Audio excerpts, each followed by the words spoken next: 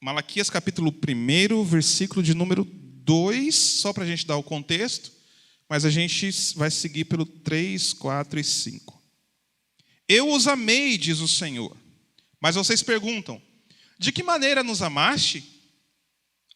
Aí Deus responde, não era Esaú irmão de Jacó? Declara o Senhor. Todavia eu amei Jacó, mas rejeitei Esaú.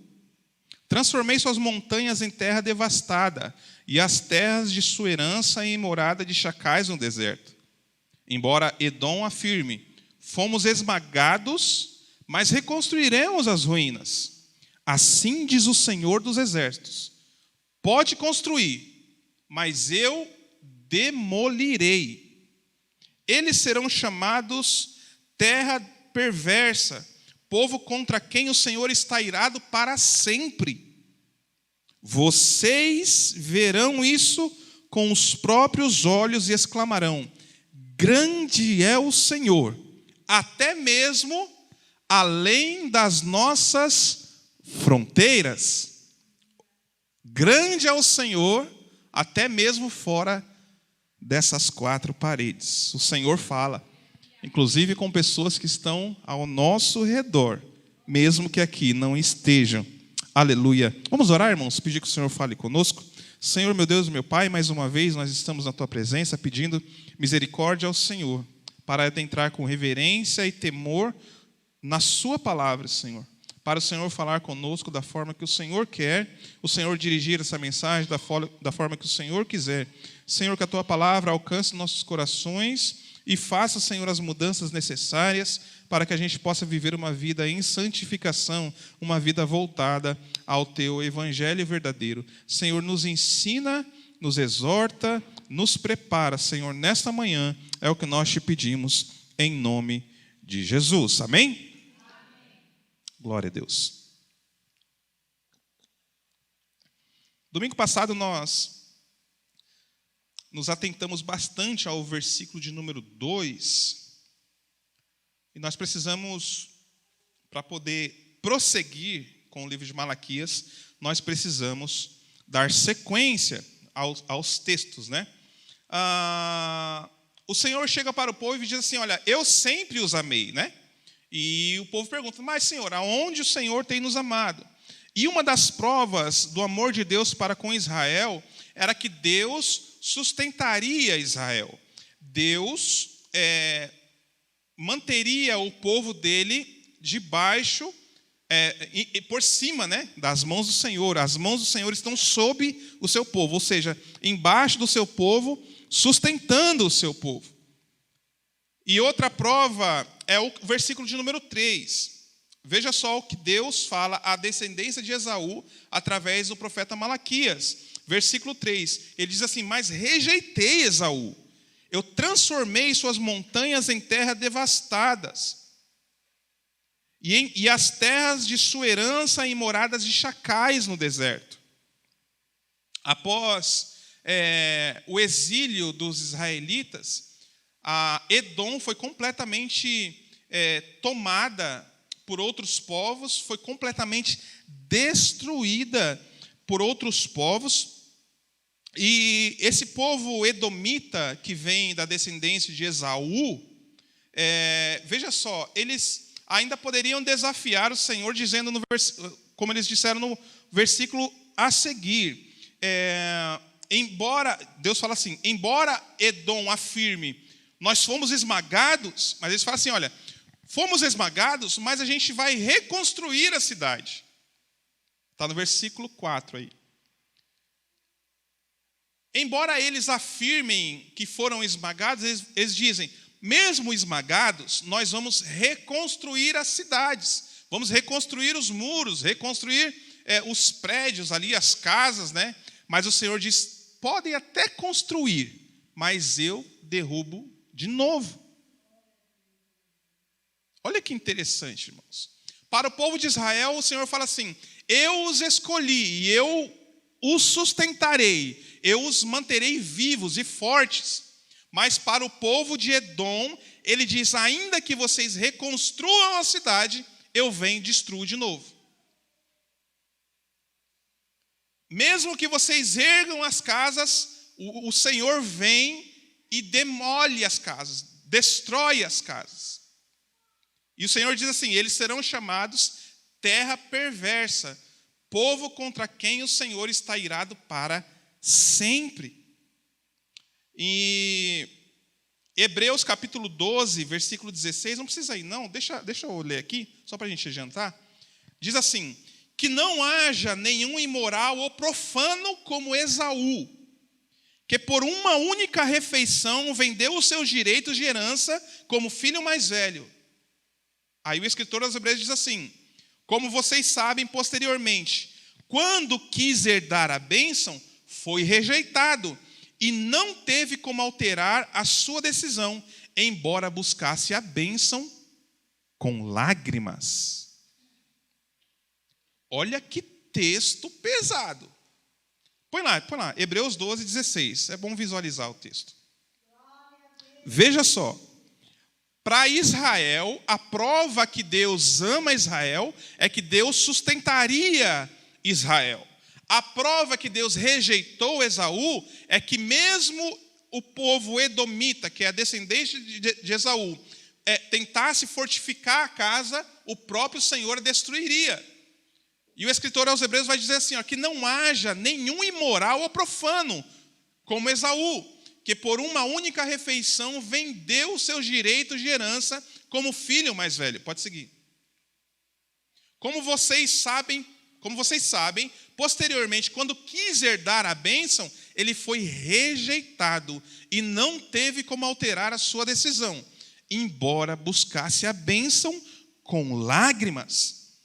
Muitas pessoas pensam que lágrimas é sinal de arrependimento, mas tem muitas pessoas que choram na presença das pessoas, choram na igreja, mas no seu coração não há arrependimento. Em seu coração não há arrependimento.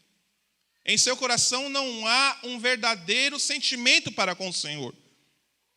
E é interessante que em Apocalipse 3, versículo 7, na parte finalzinha do versículo diz assim: o que ele fecha, o que Deus fecha, ninguém pode abrir. A porta que Deus fecha, ninguém pode abrir. É interessante que às vezes Deus vai tratar com alguém, e para algumas pessoas Deus trata, devido à circunstância da vida, Deus trata de uma forma mais dura, de uma forma mais pesada, de uma forma com palavras mais duras. E por mais que outras pessoas venham e tentem ajudar, não adianta tentar ajudar a porta que Deus fechou. Não adianta tentar ajudar quando Deus retém a mão. Quando Deus retém a mão, o que sobra para nós é pedir misericórdia ao Senhor. Porque quando Deus fecha a porta, ninguém abre. No versículo 4 de Malaquias, ele confirma isso. Ele fala assim: pode construir, vocês querem reconstruir? Podem reconstruir as casas, mas eu venho e destruo as casas que vocês construírem de novo. Esse é o nosso Deus, irmãos. A gente sempre pensa que Deus é aquele que só traz coisas boas, mas não. Mesmo que, quando a porta está fechada, mesmo que a gente tente construir coisas, o próprio Senhor retém a mão. Por quê? Porque às vezes é necessário que Deus retenha a mão para que nós entendamos que quem está no controle de Israel, do povo de Deus, é Deus. E muitos, quando veem ou sentem que Deus reteve a mão, eles se entristecem com o Senhor, eles deixam o Senhor, provando que o seu coração não está no Senhor, mas está no que Deus pode fazer por eles. A prova que Deus ama Israel é essa: eu os escolhi e os sustentei. E a prova que Deus rejeita também alguns povos é essa: que mesmo o povo tentando construir, o próprio Deus vem e destrói. Mais uma prova que Deus segurou a mão, reteve a mão a Edom, foi que após o exílio, os edomitas deixaram de existir. E no versículo 5, o Senhor vai fazer uma afirmação futura. Ele diz assim: vocês verão. Malaquias está profetizando que esse povo vai deixar de existir. E a prova é essa: vocês verão. Quando Malaquias profetizou isso, aquele povo, essas coisas aconteceriam no futuro daquele povo. Para nós, a gente consegue olhar para o passado e ver que a palavra do Senhor se cumpriu do jeito que Deus falou. Para eles, o Senhor fala assim: vocês verão. Para nós, o Senhor fala: vocês viram? Vocês verão isso com seus próprios olhos e exclamarão: grande é o Senhor que trabalha até fora das fronteiras de Israel. É o Senhor tomando conta de todas as coisas. Para a gente ter uma noção de quanto Deus ama o seu povo, quanto Deus sustém Israel, quanto Deus mantém o povo de Deus intacto, é saber que Israel, o estado, o país de Israel, é 10 vezes menor que São Paulo. Você sabia disso? Cabe 10 Israel em São Paulo. E a população de Israel é cerca de 850 mil pessoas. São Paulo tem 22 milhões de pessoas. Se multiplicasse por 10 o território de Israel e por 10 a população, chegaria na extensão de São Paulo, mas chegaria em 8 milhões de pessoas. São Paulo tem 22 milhões de pessoas. Um país tão pequeno, tão menos populoso, esse país passou por Nabucodonosor, passou por Ciro, passou por Alexandre o Grande, passou por todo o Império Romano, passou por Hitler, e o povo de Deus permanece no mesmo lugar até os dias de hoje. É Deus sustentando aquele povo, irmãos. Se não fosse Deus sustentando aquele povo até hoje, esse povo não existiria mais. Porque se você vê Edom foi atacado por um único povo e sumiu. Cadê os filisteus? Um único povo, o povo de Israel, venceu os filisteus e acabou os filisteus. Mas vem todo tipo de povo, todo tipo de exército, exércitos grandes, exércitos pequenos, impérios que duram 500, 600 anos, atacando Israel, lutando contra Israel, mas Israel permanece de pé até hoje. É Deus falando assim: sou eu que estou sustentando, ninguém pode destruir o povo de Deus. A parte B do versículo 7 de Apocalipse 3:7 diz assim: a porta que Deus abre, ninguém fecha. Quando Deus abre uma porta para o povo de Deus, pode vir demônios, pode vir Satanás, pode vir todos juntos, podem vir impérios, podem vir exércitos. A porta que Deus abre, ninguém fecha. A bênção que Deus tem para você nessa manhã, ninguém pode tirar, porque é a bênção vinda do Deus Altíssimo. E quando Deus resolve abençoar, quando Deus resolve abrir a porta, ninguém pode deter as mãos do Senhor. No Salmo 127, tudo isso, irmãos, nós vamos entender que a gente precisa colocar Deus no controle da situação. É isso que o livro todo de Malaquias vai nos ensinar. Que nós precisamos colocar Deus em primeiro lugar. Primeiro lugar, prioridade é Deus. Quando a gente entrar no versículo 6 em diante, eu quero muito chegar no versículo 6, mas o Senhor está me segurando aqui, porque Ele precisa que nós entendamos esse amor de Deus. Ele precisa que a gente entenda que é Ele quem conduz, e se Ele não abrir os caminhos, não tem como a gente passar. E se Ele fecha o caminho, também não tem como passar. Veja só, Salmo 127 diz assim: se não for o Senhor o construtor da casa, será inútil trabalhar na construção. O Senhor nos adverte para trazermos Ele para a construção das nossas vidas. O Danilo não veio, né? O Danilo e... como é que é o nome dela? A Larissa, eles estão construindo... Hã? Larice? Meu Deus, calma, um só. Clarice, pronto. O Danilo e a Clarice estão construindo um futuro. Mas se eles não colocarem Deus na frente, para que Deus conduza essa construção, de nada adianta. Se nós não colocarmos Deus na frente de tudo que a gente vai fazer, é em vão tudo que a gente faz. Se não for o Senhor o construtor da casa, é inútil trabalhar. É inútil tentar construir. É inútil lutar por um sonho, se Deus não estiver na frente dos seus objetivos. Hoje existe muitos... o termo é coach, né? Eles falam assim, não, tudo que você sonhar e tudo que você mentalizar, você pode alcançar. Não. Se Deus estiver na frente, você pode alcançar. Se Deus permitir, você pode alcançar. O servo de Deus, ele trabalha naquilo que o seu Senhor permite. Nós não somos senhores, nós somos servos. Em outras versões, nós somos escravos. É mais pesado.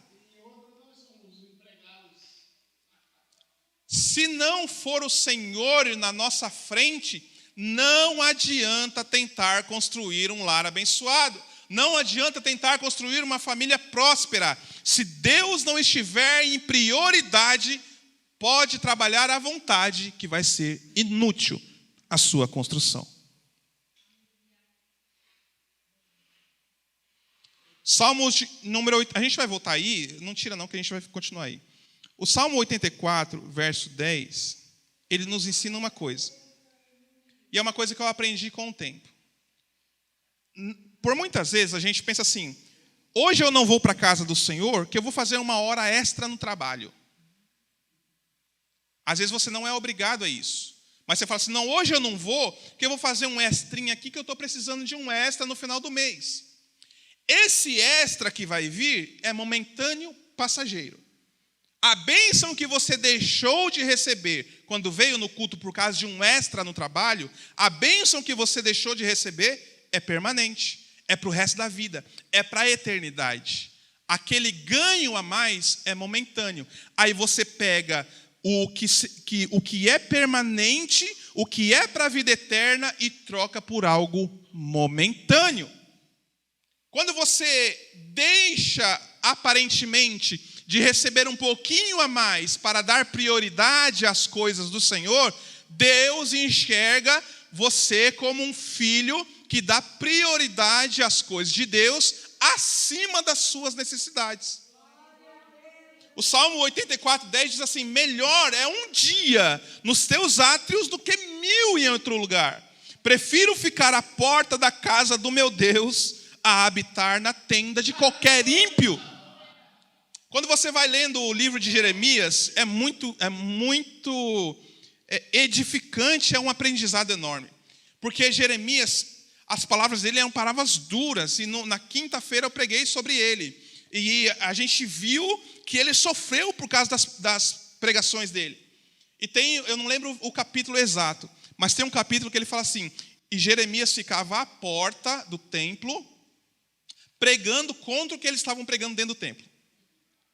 Deu para imaginar a confusão que Jeremias fazia? Imagine um pastor aqui pregando tudo fora da Bíblia e eu lá fora falando assim, não, não é assim não. A Bíblia está falando assim, assim, assim. Esse era Jeremias.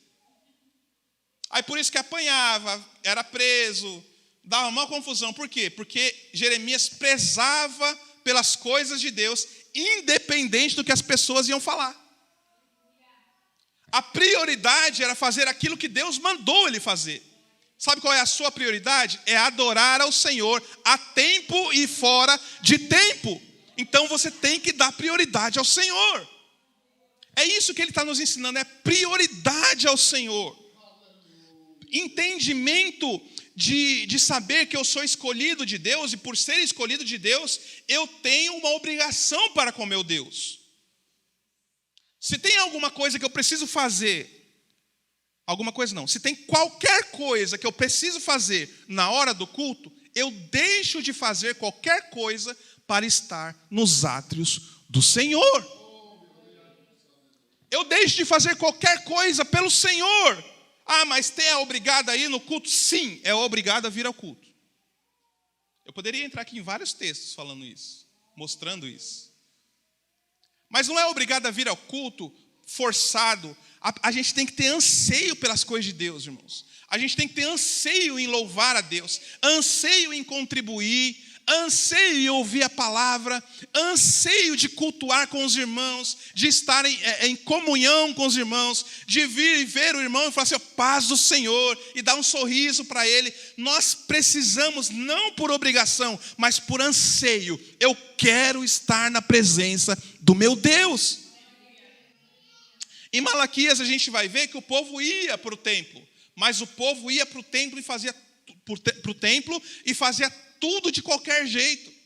E Deus fala, vai chegar olha, irmãos, vai chegar um ponto, um versículo, acho que domingo que vem a gente já entra nele. Deus vai falar assim, olha, era bom que tivesse um sacerdote cabra macho na igreja, nesse templo, para fechar a igreja e não deixar que ninguém entre. Porque o povo está adorando de qualquer jeito, está trazendo coisas de qualquer jeito. Era bom que tivesse um pastor cabra macho para fechar isso aí e não deixar eles cultuar.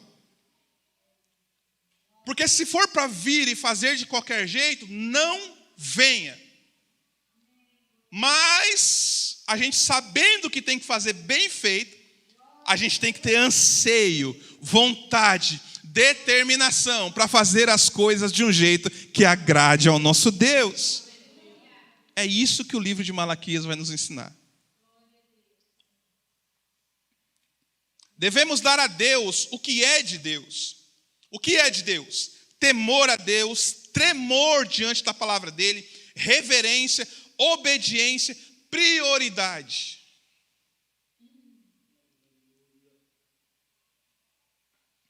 E toda vez que tem que pregar, irmãos, todas as vezes, dá um tremor, irmãos. Porque não é fácil estar aqui em cima pregando a palavra do Senhor. Não é fácil, domingo a domingo, quinta-feira trazendo uma mensagem nova, algo novo de Deus, não é fácil. O Senhor cobra de nós. Nós temos que ter essa prioridade na adoração, no nosso tempo. Porque se fosse para a gente dar a Deus o tempo que lhe é devido, pelo menos por dia, era 2 horas e 40 minutos por dia. Dar a Deus o que é de Deus. Irmãos, a prioridade a Deus é, inclusive nas nossas decisões do dia a dia. Tiago 4,15 diz assim, ao invés de falar que você vai fazer qualquer coisa, que você tem algum plano, que você quer fazer isso ou quer fazer aquilo, ele diz assim, ao invés disso, vocês deveriam dizer, se o Senhor quiser, viveremos, faremos isso ou aquilo. Se Deus quiser, se Deus permitir, quando você faz isso de coração sincero, é você colocando Deus na frente dos negócios, na frente das decisões. E quando você coloca Deus como prioridade, meus irmãos, não tem como dar errado. A continuação do Salmo 127 diz assim, se não é o Senhor que vigia a cidade, será inútil a sentinela montar guarda. Se Deus não estiver guardando a sua casa, pode deixar tudo aberto. Não adianta trancar. Se Deus não estiver guardando a sua família, não adianta você fazer nada. Você precisa colocar Deus como guardião da sua família. Essa madrugada, olha só, irmãos, que coisa. 3h33 da manhã eu acordei. Eu liguei o celular assim, 3h33. E veio um sentimento que eu precisava orar pelo Mateus. Ele nem sabe, estava dormindo. Eu levantei, fui no quarto dele e comecei a orar. Senhor, tenha misericórdia, Senhor. Guarda o meu filho. Protege o meu filho. Ele não viu, mas o pai dele estava orando por ele 3:30 da manhã. Se a gente não colocar Deus como sentinela da nossa casa, esquece, irmãos. Você vai perder o seu marido, vai perder seus filhos, vai perder sua esposa, você vai perder sua família toda. Por quê? Porque você não colocou Deus como vigia da sua casa. E isso cabe a nós, irmãos, que somos servos do Senhor. Paulo diz que a esposa santifica o marido santifica a esposa. Nós precisamos ser as pessoas que vão santificar a nossa casa. Colocar Deus como vigia, protetor e guardador da nossa casa. O verso 2 diz assim: será inútil levantar cedo e dormir tarde. Você quer ser próspero nas suas finanças? Mas eu acordo 4 da manhã. É inútil. Eu vou dormir bem tarde trabalhando. É inútil. Eu trabalho arduamente. É inútil. Se Deus não estiver na frente, irmãos, qualquer dinheiro que você ganhe é inútil. Não vai trazer prosperidade. Mas se o Senhor está na sua frente, levantar cedo vai trazer prosperidade. Dormir tarde porque está trabalhando vai trazer prosperidade. Trabalhar arduamente por alimento com o Senhor na frente vai trazer prosperidade para o seu lar. Qual é a diferença? A diferença é o Senhor como prioridade. É isso que Deus queria do povo de Israel. Mas se eu correr um pouquinho, consigo entrar no versículo 6. E olha só a sequência. O Senhor concede sono àqueles a quem Ele... O Senhor concede sono a todos. O Senhor concede o sono àqueles a quem Ele ama. E não é possível falar desse verso sem falar do Salmo 4:8. Em paz me deito e logo adormeço, pois só Tu, Senhor, me faz viver em segurança. É colocar em Deus a nossa segurança. Senhor, eu vou deitar no meu travesseiro e vou dormir tranquilo. Por quê? Porque eu entendo que a minha segurança depende do Senhor. E se depende do Senhor, eu vou dormir tranquilo. Porque as minhas coisas, a minha família, a minha casa está nas mãos do Senhor. Que mensagem maravilhosa do amor de Deus para conosco. Eu sempre os amei, diz o Senhor. Romanos 5:8 vai demonstrar como Deus demonstra esse amor para nós. Pode pôr, Romanos 5:8. Como que Deus demonstra seu amor por nós? Olha só. Romanos 5:8. Mas Deus demonstra seu amor por nós. Cristo morreu em nosso favor quando ainda éramos pecadores. Olha como Deus nos ama. A gente era mentiroso, ladrão, corrupto, pecadores, sujos de pecado. Mas Deus, Henrique, eu não era tudo isso. Era. Tudo isso. Eu era tudo isso. Mas antes de qualquer coisa, quando eu ainda era tudo isso, Cristo Deus mostrou o seu amor por nós, enviando Cristo Jesus para morrer por mim e por você, nós sendo ainda pecadores. De onde você veio? Você lembra como era a sua vida? Você lembra como a sua mente era bagunçada? Você lembra quando o pecado não deixava nem você dormir direito? Então, o Senhor morreu por você. Você ainda sendo pecador, Ele morreu e provou o seu amor por você. Mesmo você sendo pecador, mesmo eu ainda sendo pecador, o Senhor te ama. Nessa manhã, o Senhor quer limpar as suas vestes, tirar esses pensamentos ruins da sua cabeça. Por que Ele quer fazer isso? Porque Ele te ama. 1 João 4, Versículo 9 diz assim: foi assim que Deus manifestou o seu amor entre nós. Enviou o seu Filho unigênito ao mundo, para que pudéssemos viver por meio de Cristo. 1 João 4,9.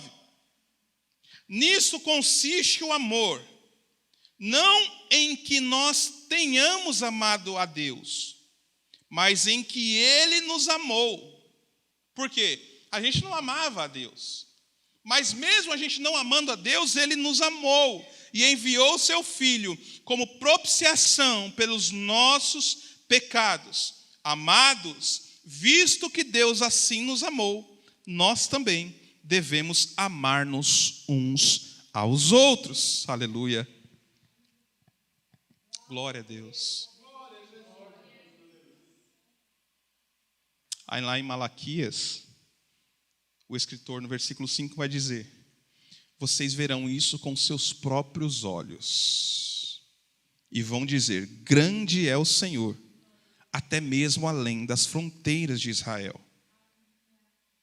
Glória a Deus. Você vai ver a prosperidade, você vai colocar Deus como prioridade. Você vai ver a prosperidade dentro dos muros da sua cidade. Onde é a sua cidade? A sua casa. Você vai ver a prosperidade dentro dos muros da sua casa. E você vai exclamar, você vai dizer: grande é o Senhor, até além dos limites da minha casa. Deus prosperou tanto a minha casa, que agora eu tenho que exclamar fora de casa, que grande é o Senhor nosso Deus. Vamos rapidinho, versículo 6, vai. Malaquias.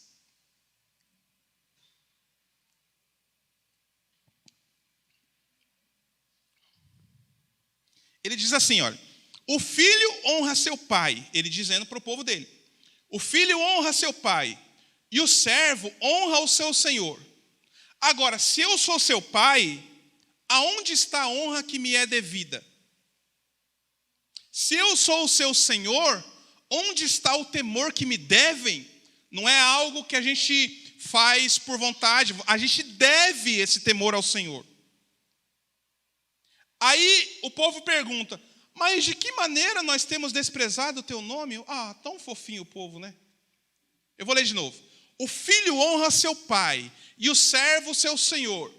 Se eu sou pai, diz o Senhor, aonde está a honra que me é devida? E se eu sou o Senhor, onde está o temor que me devem? Aí o povo pergunta: mas Senhor, pergunta o Senhor dos exércitos a vocês, sacerdotes, são vocês que desprezam o meu nome.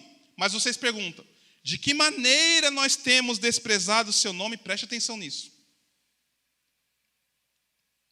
Glória a Deus. Hoje nós não temos mais o sacerdote que fazia o sacrifício e chegava a Deus para poder pedir perdão para os nossos pecados. Não. Hoje cada um de nós podemos e temos livre acesso a Deus para pedir perdão dos nossos pecados, orar, entregar as nossas situações a Deus diretamente, sem intermediário. O nosso caminho é Jesus. E nós temos esse caminho livre ao Senhor. Então Deus fala assim: olha, se eu sou o pai de vocês, cadê a honra que me é devida? Se eu sou o Senhor de vocês, cadê o temor que vocês me devem? Aí no final do versículo 6, o povo pergunta: mas de que maneira temos desprezado o teu nome? Aí Deus fala assim, no versículo 7, trazendo comida impura ao meu altar. Trazendo coisas que não são limpas ao altar do Senhor. Trazendo louvor que não é sincero, trazendo oração que não é sincera, trazendo um culto que não é sincero, vindo para a igreja, mas não vindo em gratidão a Deus, em temor a Deus. Era nisso que eles estavam difamando a Deus, não honrando a Deus. Aí ele diz assim: vocês não estão me honrando porque vocês estão vindo para o altar, mas estão trazendo comida impura para o meu altar. E mesmo assim vocês ainda perguntam: de que maneira te desonramos? Vocês me desonram ao dizerem que a mesa do Senhor é desprezível. Na hora de trazerem animais cegos para sacrificar, vocês não veem mal algum. Veja só, Deus ordenou ao povo que trouxesse animais limpos, animais perfeitos. O sacrifício para Deus tinha que ser um sacrifício perfeito. Mas como o tempo foi passando e Deus também não respondia a minha oração, então eu não vou pegar esse animal mais puro, não. Eu não vou trazer a minha melhor oferta. A melhor oferta eu deixo para pizza no sábado à noite. No domingo eu dou R$5. O melhor da minha oferta fica para outras coisas. Para o Senhor eu levo só um animalzinho. Quando você vê o povo secular cantando, você vê o povo cantando, meu Deus. Agora, quando você vê o povo de Deus cantando, sabe o que é isso? Não trazer o louvor que a Deus é devido. É isso que Deus está falando. Não tragam ofertas impuras. Não tragam para o meu culto, para os sacrifícios, animais cegos. Mas eles não estavam vendo problema algum. Sabe o que é isso? Como o tempo vai passando e a gente vai fazendo as coisas meio de qualquer jeito, a gente não vai ligando para cantar de qualquer jeito, a gente não vai ligando para, hoje eu vou dar, eu tenho mais, mas eu vou dar só uma pequena oferta. Eu não ligo mais para estar antes do culto. Mas isso aí é besteira, por que eu vou chegar antes? Não ligo para isso. Não ligo para horários de culto. Não ligo para o dia do culto. Se tiver coisas melhores a fazer, eu coloco as outras coisas. É isso que Deus está falando. Na hora de trazerem animais aleijados e doentes como oferta, também vocês não veem mal algum. Ou seja, eles estavam levando qualquer tipo de oferta para o Senhor. E o Senhor está falando, não é assim não. Olha só o que Deus vai falar. Eu estou no versículo 8. Pega essas ofertas que vocês estão trazendo aqui para o templo, pega esse louvor que vocês estão trazendo aqui para o templo, faz num tribunal, é isso que Deus vai falar assim, tente oferecê-los de presente ao governador. Pega esses animais que vocês estão trazendo e pega eles e leva para o governador e tenta oferecer para o governador. Será que ele se agradará de vocês? Será que ele pelo menos vai atender vocês? Pergunta ao Senhor dos Exércitos. Se a gente pegar o jeito que a gente canta aqui e for cantar num show secular, será que a gente vai ser aceito pelo pessoal do mundo?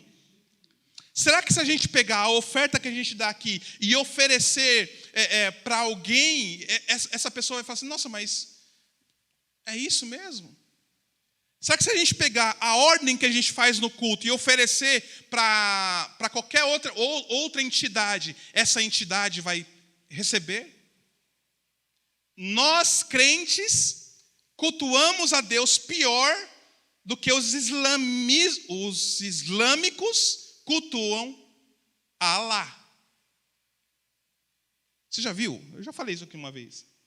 Quando você chega lá é silêncio, reverência, todo mundo de cara no chão em adoração a Alá. Começa o culto. Para quem que eu falei? Acho que foi para o Anderson. Falei, Anderson, a gente nunca começou um culto aqui. 9 anos? 9 anos, nós nunca começamos um culto aqui com todo mundo sentadinho. Nunca. Mas para Alá, eles chegam antes de começar o culto, joelho no chão, cara no chão e reverência a Alá. É isso que Deus está falando. Mas para mim, vocês fazem de qualquer jeito. Imagine um consultório de um médico e tem ali os horários de chegada e ninguém obedece o horário de chegada. Que confusão, será que o médico vai atender? Aí o versículo 9 ele diz assim, e agora, sacerdotes, tentem apaziguar Deus para que tenha compaixão de nós. Será que com esse tipo de oferta ele os atenderá? Pergunta o Senhor dos Exércitos. Aí a gente faz tudo na obra do Senhor de qualquer jeito. Está dando tudo errado na nossa casa. Aí a gente, Senhor, tenha misericórdia. A pergunta é, será que com esse tipo de oferta Ele vai te atender?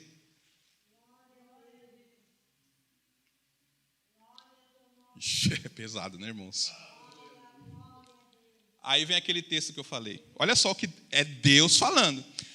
Se um de vocês fechasse as portas do templo, assim ao menos não acenderia um fogo no meu altar inutilmente.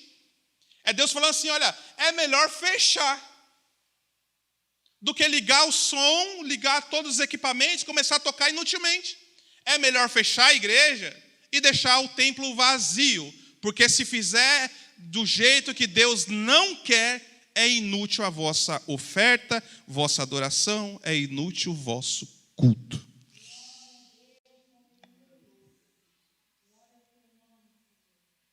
Não tenho, olha só, Deus falando, não tenho prazer em vocês, diz o Senhor dos Exércitos, e não aceitarei as suas ofertas.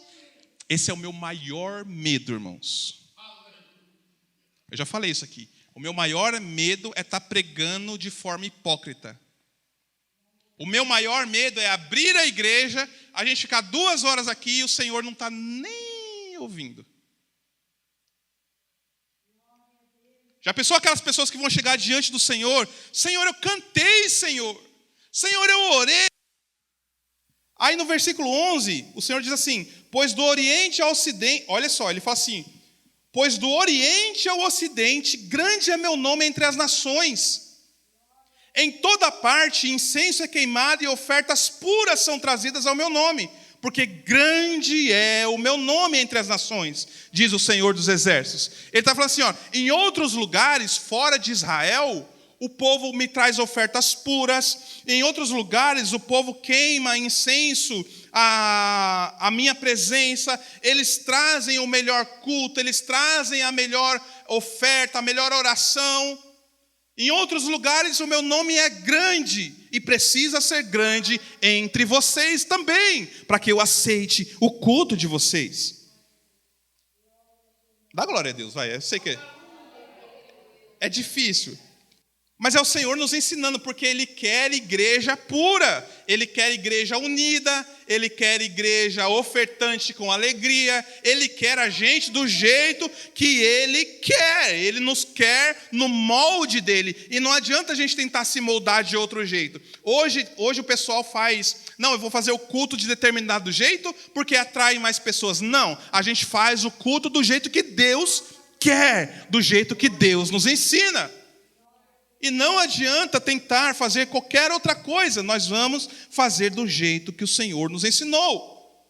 Ele diz, em outros lugares ofertas puras são trazidas. Aí o versículo 12, mas vocês o profanam ao dizerem que a mesa do Senhor é imunda e que a sua comida é desprezível. Graças a Deus não tem isso aqui, isso eu tenho certeza. E ainda dizem, que canseira, e riem dela com desprezo, diz o Senhor dos Exércitos. Sabe o que é isso? É o crente que, como o tempo vai passando, ele vai acostumando com as coisas. É mais um culto. É mais um dia. Você viu lá o que o pastor falou? Vocês riem e tratam com desprezo. Quando vocês trazem animais, olha só, eles estavam levando...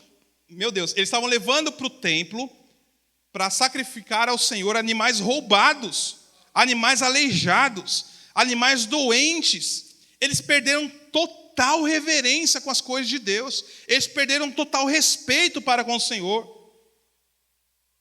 Deveria eu aceitá-los de suas mãos? Pergunta ao Senhor. Maldito seja o enganador que, tendo no rebanho um macho sem defeito, promete oferecê-lo e depois sacrifica para mim um animal defeituoso, diz o Senhor dos Exércitos. Sabe o que é isso? A gente tem para dar, eu não estou falando só de oferta, a gente tem todos os elementos de culto para dar ao Senhor o melhor.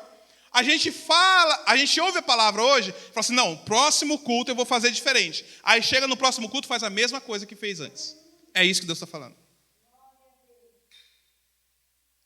Eu falo que eu vou ser uma pessoa melhor, todo final de ano você faz uma promessa, né? Não, esse ano de 2023 eu vou fazer isso, eu vou fazer aquilo outro, eu vou me esforçar mais, eu vou fazer não sei o quê. Aí já estamos em julho.